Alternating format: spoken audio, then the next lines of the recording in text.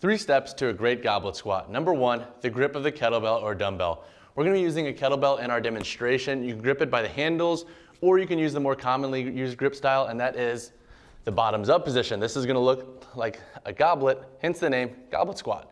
Step 2, our stance, and then where we're holding the kettlebell. So our stance is going to be similar to what we use in a barbell squat. I like to go shoulder width, sometimes a little bit wider than, and have my toes angled out just slightly. This helps my hips clear and get depth, and also it's just more comfortable for me to use. Where to put the kettlebell? The kettlebell is going to stay nice and tight to the body.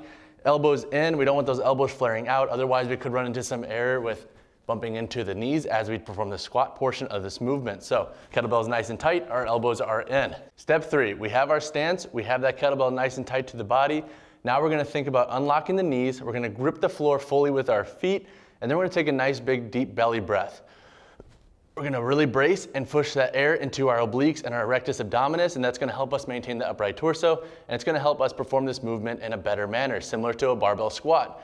We're going to sink those hips back, thinking about sitting into a chair, and as soon as we feel our hips hit parallel or just below, we're going to think about squeezing the glutes, maintaining that nice tightness in the legs, that upright torso, and we're going to complete that movement, fully extending the quads and knees at the top and squeezing the glutes before repeating the next rep.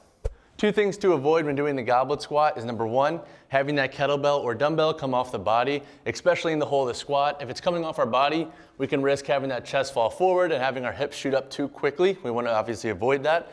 And number 2, having those elbows flared out. We want those elbows nice and tight. If those elbows are flared, as we hit the hole of the squat, we could run into issues with bonking our elbows into our knees, and that could obviously also throw off movement patterning. Don't have a kettlebell? Don't sweat it. You can use a dumbbell just the same by holding it similar in an upright goblet position. So in respects to programming the goblet squat for beginner or experienced athletes, this can take a couple different forms. For the beginner, this movement can be used as almost a main compound movement to really help teach squat patterning. I'd recommend staying at a lighter weight and doing a lot of higher reps, and really make sure you're getting a good tempo and nailing the form. That way you'll be prepped and ready for any kind of front squat or barbell back squat. You'll have kind of the patterning down.